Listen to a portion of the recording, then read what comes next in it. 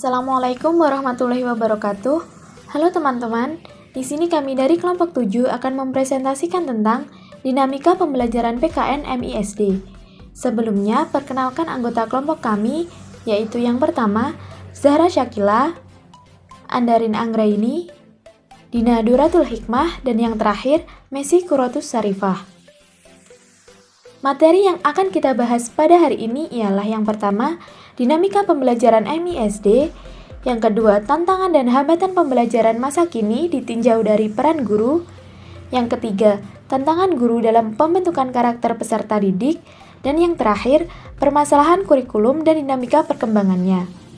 Langsung saja kita akan membahas materi yang pertama. Untuk materi yang pertama ialah dinamika pembelajaran MI atau SD. Pendidikan merupakan suatu hal yang sangat penting untuk keberlangsungan hidup seseorang. Tanpa pendidikan, seseorang tersebut tidak memiliki ilmu. Dan ilmu itu kunci dari keberhasilan seseorang di dunia maupun di akhirat. Di Indonesia, pendidikan sudah ada kurang lebih 516 tahun yang lalu atau sejak zaman penjajahan sampai sekarang ini.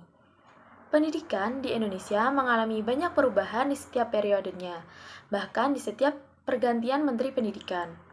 Maka dari itu, pendidikan di Indonesia memiliki tantangan dan hambatan masing-masing setiap masa periode Menteri Pendidikan tersebut. Di Indonesia memiliki banyak bidang pendidikan, salah satunya adalah pendidikan kewarganegaraan atau sering disebut dengan PPKN dan sekarang dikenal dengan PKN, merupakan pelajaran yang sudah diajarkan sejak SD. Kenapa di Indonesia ada pelajaran PKN? Karena pelajaran PKN dapat membangun bangsa Indonesia menjadi bangsa yang demokrasi, yang menjunjung tinggi nilai-nilai Pancasila dan sesuai dengan budaya Indonesia yang ramah terhadap Indonesia atau orang-orang mancanegara. Pada era ini, pendidikan PKN di SD sangat dibutuhkan untuk membentengi siswa dari pengaruh budaya Barat dan agar siswa sejak dini untuk lebih mengetahui bangsa Indonesia. Sejarah pendidikan di Indonesia dibagi 3 periode. Yang pertama yaitu periode sebelum datangnya bangsa Eropa, yang kedua periode setelah datangnya orang Eropa dan orang Jepang, serta yang terakhir periode Indonesia Merdeka.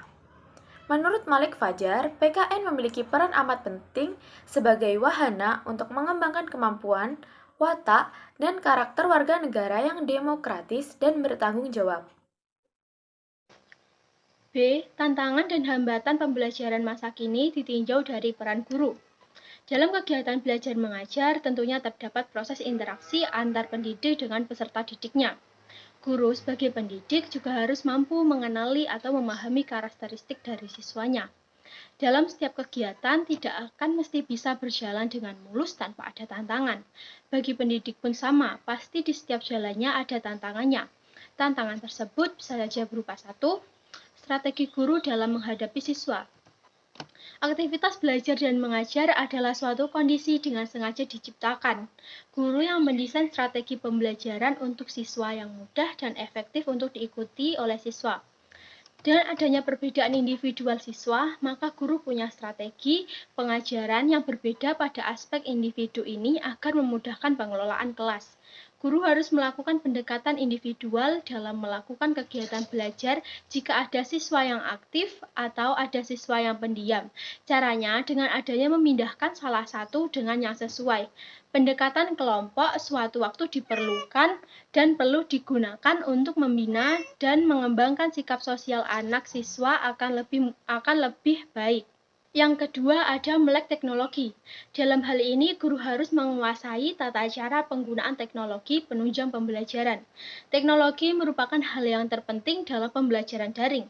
Teknologi tersebut diantaranya dapat berupa smartphone, laptop, dan benda pendukung lainnya.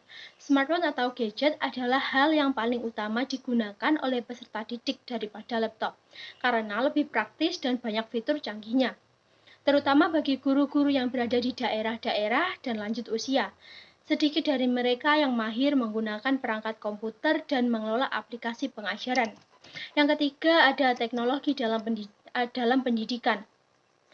Dalam peraturan Menteri Pendidikan dan Kebudayaan atau Permendikbud menyebut ada pola-pola pembelajaran yang perlu diubah sesuai. Misalnya, pola pembelajaran satu arah perlu diubah menjadi pembelajaran interaktif. Pola pembelajaran terisolasi menjadi pembelajaran secara jejaring. Dan pola pembelajaran pasif menjadi pembelajaran aktif mencari informasi dari luar kelas. Sarana internet yang lain, pustaka digital atau online juga sangat berperan dalam meningkatkan minat baca siswa. Yang keempat, ada penyebaran guru yang tidak merata. Jumlah guru saat ini memang kurang memadai dengan banyaknya sekolah-sekolah yang ada di Indonesia. Selanjutnya, tantangan guru dalam pembentukan karakter peserta didik. Tantangan sendiri memiliki arti suatu usaha yang bertujuan untuk melihat kemampuan seseorang dalam melakukan sesuatu.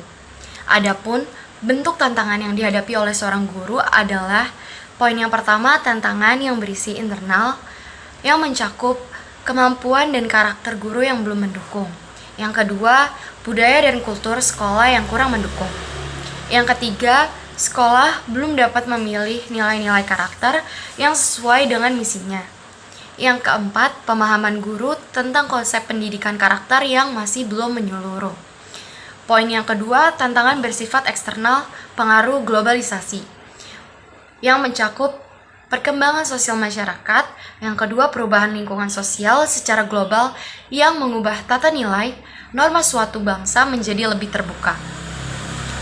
Yang ketiga, pengaruh perkembangan teknologi informasi dan komunikasi yang telah mengubah tatanan sosial masyarakat. Yang keempat, mengucapkan kata-kata kasar atau provokatif. Dan yang terakhir, yang kelima, memposting atau membagikan status bersifat hoax. D. Permasalahan kurikulum dan dinamika perkembangannya. Yang pertama yaitu ada permasalahan kurikulum. Kurikulum sendiri adalah perencanaan yang disiapkan sebagai pedoman belajar dalam sekolah yang diterapkan di dalam kelas. Dalam pembelajaran di Indonesia sendiri ada beberapa permasalahan, meliputi guru, masyarakat, biaya, kepala sekolah, serta birokrasi. Yang kedua yaitu ada dinamika perkembangan kurikulum. Yang pertama yaitu Rencana Pelajaran 1947, merupakan kurikulum yang pertama kali lahir setelah Indonesia merdeka. Isi dari pendidikan diarahkan pada kegiatan mempertinggi kecerdasan dan keterampilan serta mengembangkan fisik yang sehat dan kuat. Yang kedua yaitu ada kurikulum 1975.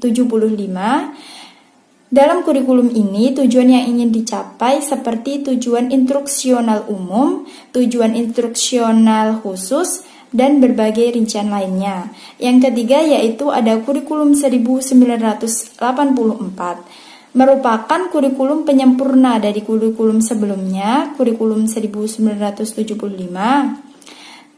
Pusat pembelajaran mulai bergeser dari teacher oriented ke student oriented.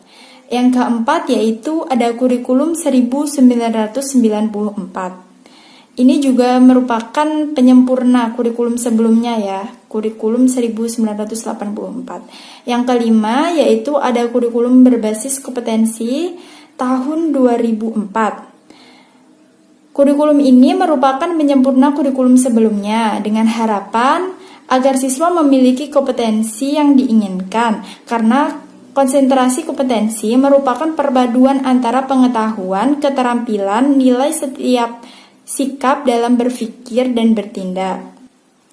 Yang keenam yaitu kurikulum tingkat satuan pendidik KTSP 2006. Disusun untuk menjalankan amanah yang tercantum dalam Undang-Undang Republik Indonesia Nomor 20 Tahun 2003 tentang Sistem Pendidikan Nasional dan Peraturan Pemerintah Republik Indonesia Nomor 19 Tahun 2005 tentang Standar Pendidikan Nasional. Yang terakhir yaitu kurikulum 2013 yang berjalan sampai detik ini. Kurikulum ini disusun untuk menyempurnakan kurikulum sebelumnya. Penekanan pada kurikulum ini terletak pada peningkatan dan keseimbangan soft skill dan hard skill siswa yang meliputi aspek kompetensi sikap, keterampilan, dan pengetahuan. Sekian dari kelompok kami, apabila ada kurang lebihnya kami mohon maaf. Wassalamualaikum warahmatullahi wabarakatuh.